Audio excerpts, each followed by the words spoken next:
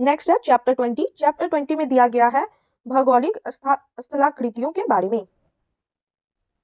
जलोढ़ पंख कहाँ निर्मित होते हैं? पहाड़ी के तलीय क्षेत्र पर। एक संकरी, गहरी तथा तीव्र ढाल युक्त किनारों वाली नदी घाटी को किस नाम से जाना जाता है? कैनियन। अपरदन के सामान्य चक्र में पुनर्यौवन को दर्शाने वाली स्थलाकृति कौन सी है? अधःकर्तित विसर्प। संप्राय मैदानों का निर्माण नदी की किस अवस्था में होता है? जीर्णावस्था। निम्नलिखित में से कौन नदी का निक्षेपात्मक स्थल रूप नहीं है? नदी विसर्प या मियांडर। चाप झील तथा विसर्प नदी घाटी के किस भाग के लक्षण हैं? मध्य मार्ग। नदी के उस ज्वारीय मुहाने को क्या कहा जाता है जहां मीठे, ताजे और खारे जल का सम्मिश्रण होता है? ज्वार नदमुख।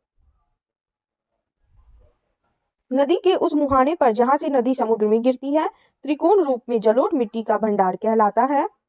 डेल्टा। वी आकार की घाटी किससे बनती है? नदी। छाड़न झील है। परित्यक्त नदी मोड़ नदी के अपरदन से बनी स्थलाकृति है? गॉज। नदी के निक्षेपण से बनी स्थलाकृति है? प्राकृतिक तटबंध।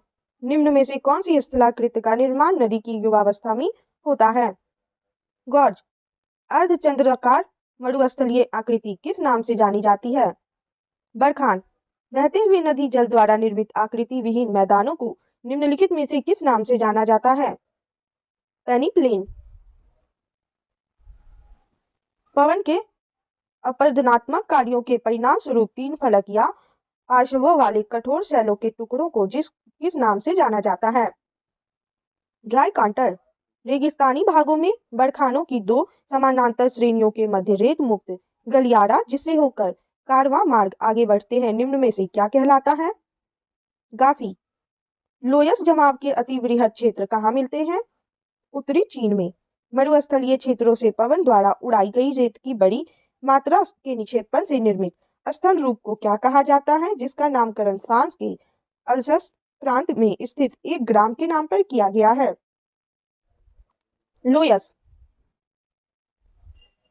मरुस्थलीय भागों में असामयिक वर्षा से बनी अल्पकालिक झीलों के सूख जाने पर सिल्ट एवं नमक के निक्षेपण से बनी समतल स्थलाकृति को क्या कहा जाता है? प्लाया। लोयस का निर्माण किससे होता है? पवन।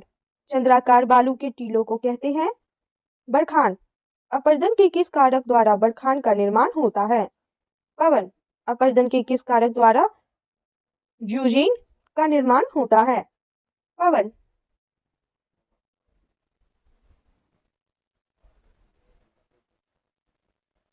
गारा स्थलाकृति कहाँ मिलती है? मरुस्थलों में। गारा या छत्रक शिला का निर्माण किस दूत कारक द्वारा होता है? पवन। सीप का निर्माण किससे होता है? पवन। रेगिस्तानी क्षेत्रों में पर्वतों से घिरी बेसिन जिसमें चारों ओर से छोटी छोटी नदियां गिरती है निम्न में से किस नाम से जानी जाती है? बालसन। अफ्रीका के सहारा क्षेत्र में धूल दानव डस्ट डेविल के नाम से निम्न में से कौन जाना जाता है? बालू का स्तूप का खिसकाव। ड्रमलीन क्या है? अंडाकार पर्वत। अंडों की टोकरी स्थलाकृति निम्न में से किससे संबंधित है? ड्रमलीन। भेड़ पीठ शैल या रॉसमुटोने का निर्माण निम्न में से किस प्रक्रम द्वारा किया जाता है? हिमनद। भेड़ पीठ शैल का रॉसमुटोने का निर्माण हिमानी की किस क्रिया द्वारा होता है? अपरदन। यू आकार की घाटी कहाँ पाई जाती है? हिमानी क्षेत्र में। मोरेन कहाँ बनते हैं? हिमानी क्षेत्र में। हिमखंड ग्लेशियर के पिंड होते हैं जिनका भाग समुद्र तल से ऊपर होता है।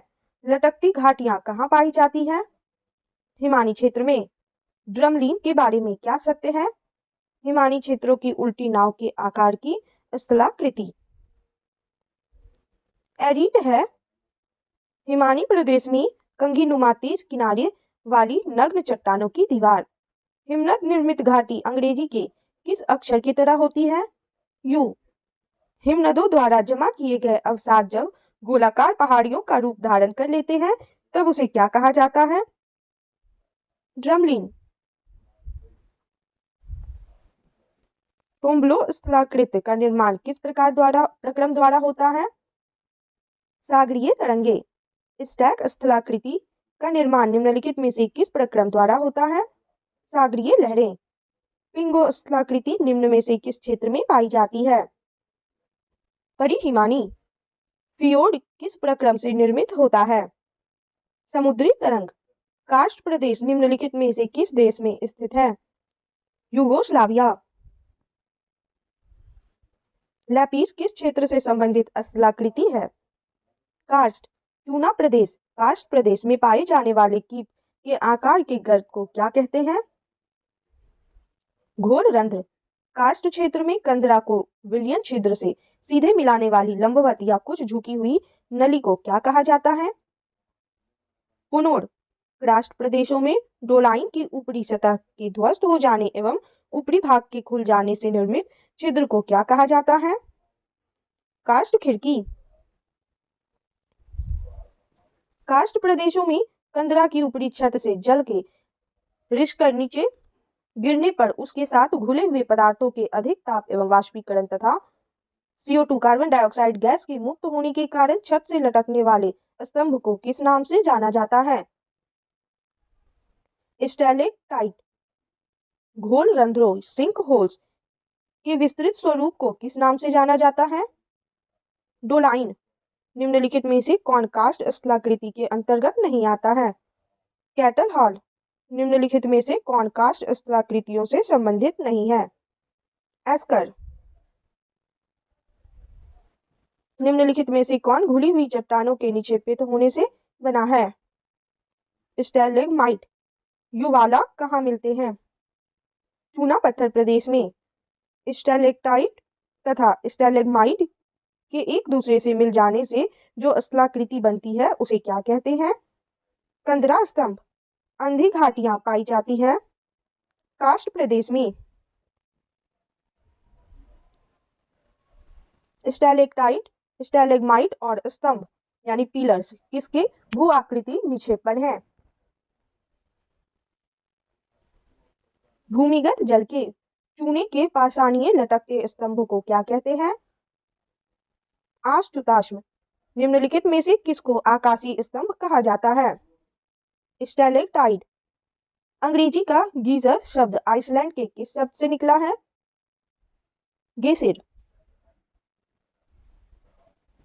गेसिर किस द्वीप का महान गीजर है? आइसलैंड। येलोस्टोन पार्क जहां लगभग 100 गीजर और 4000 गर्म जल के झरने हैं निम्नलिखित में से किस देश में स्थित है? संयुक्त राज्य अमेरिका। ओल्ड फेथफुल गीजर किस देश में स्थित है? संयुक्त राज्य अमेरिका।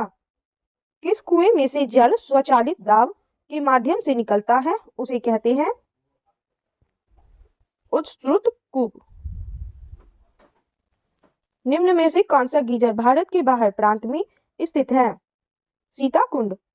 उस विशिष्ट कुएं को क्या कहते हैं जिससे भूमिगत जल अपने दबाव के कारण स्वतः धरातल पर निकलने लगता है? उत्स्रुत कूप। आर्टजियन वेल आर्टवायस प्रदेश के नाम पर आधारित है। यह प्रदेश किस देश में स्थित है? ऑस्ट्रेलिया। ग्रेट आर्टजियन बेसिन निम्न में से कहाँ स्थित है? ऑस्ट्रेलिया में। संसार का सबसे बड़ा पाताली जल का बेसिन है? ऑस्ट्रेलिया के बृहद बेसिन में। जल निर्गम छिद्र सिंक होल किस प्रकार की स्थलाकृति में पाए जाते हैं? चूना क्षेत्र। हवा के तेज वेग से बने रेतीले टीलों को क्या कहते हैं? ड्यून। ज्वालामुखीय गतिविधियों के किस प्रकार की झील बनती है? काल्डेरा झील। संयुक्त राज्य अमेरिका की डेथ वैली अवस्थित है? कैलिफोर्निया में। समुद्र में बहिर्विष्ट भूमि कहलाती है? प्रायद्वीप। निम्नलिखित मैदानों में से कौन सा एक चूना पत्थर स्थलाकृति से संबंधित है? कार्स्ट मैदान। ऐसे आधे घिरे हुए तटीय जल समूह का जिसका खुले समुद्र से निर्बाध जल प्रवाह हो क्या कहते हैं? नदीमुख।